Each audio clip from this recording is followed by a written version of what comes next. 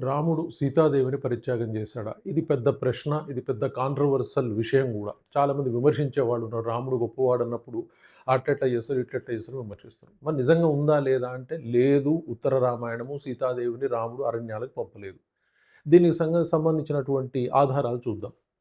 రామాయణం యుద్ధకాండ అయిపోగానే అంటే యుద్ధం ముగిసిన తర్వాత రాముడి పట్టాభిషేకం అయితది. రామరాజ్య వర్ణన ఉంటది. అలాగే ఫలశ్రుతి ఉంటది. అంటే రామాయణం చదవటం వల్ల వచ్చే ఫలితాలు చెప్పబడతాయి.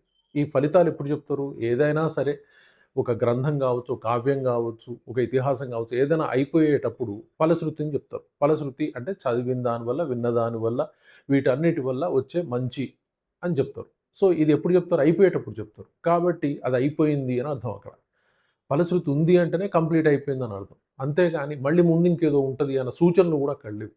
అలాగే తర్వాత జూస్తే ఉత్తర రామాయణ భాష, అలాగే రామాయణంలో ఉన్న భాష, భావాలన్నీ గూడా డిఫరెంట్‌గా ఉన్నాయి. అంటే వివిధ రకాలైన ఏమంటాం రచయితలు రాసినట్టుగానే, కవులు రాసినట్టుగానే ఉంటాయి. సో, సేమ్‌గా కనిపించవు. కాబట్టి అది గూడా ఒక అనుమానమే.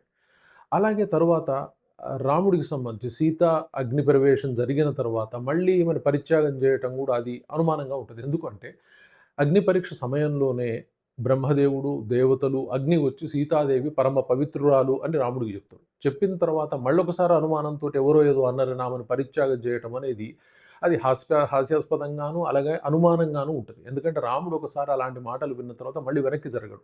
ఎందుకంటే ఆయన ఒకటే మాట అని చెప్తాడు. అలాంటి మాట కట్టుబడ్డ వ్యక్తి ఇలాంటి వాటిని యాక్సెప్ట్ చేయడు. అది కూడా అనుమానంగా ఉంటది. అలాగే శంభూక వధ.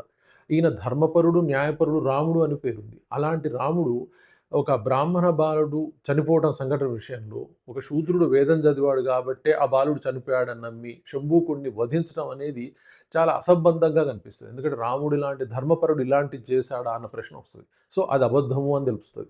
సో, ఇవన్నీ గూడా రామాయణంతో పోల్చి, రాముడి లక్షణాలతో పోల్చి, సంఘటనలతో పోల్చినప్పుడు ఉత్తర రామాయణానికి సంబంధం లేదు. అంటే రామాయణం ఎక్కడైతే ఫలశ్రుతితో ముగిసిపోయిందో అక్కడితోటే రామాయణం అయిపోయింది తప్పితే, తర్వాత వచ్చిన సీతా పరిత్యాగం లేదు, శంభూక వధలు లేవు అనేవి బలమైన నిర్ధారణకొచ్చినాయి. సరే తర్వాత విమర్శించేవాడు విమర్శించి లేదు లేదు ఇలా ఉన్నాయి అని మళ్ళీ కొన్ని సాక్ష్యాలు చూపిస్తా ఉన్నారు. అవి కూడా అసంబద్ధంగా బలం లేనివిగా ఉన్నాయి. కాబట్టి రామాయణం ఒకటే ఉంది. ఉత్తర రామాయణం అంటూ మరొకటి లేదు అని ఎంతోమంది పండితులు నిర్ధారిస్తా ఉన్నారు. అదే సత్యంగా కనిపిస్తా ఉంది. Thank you very much.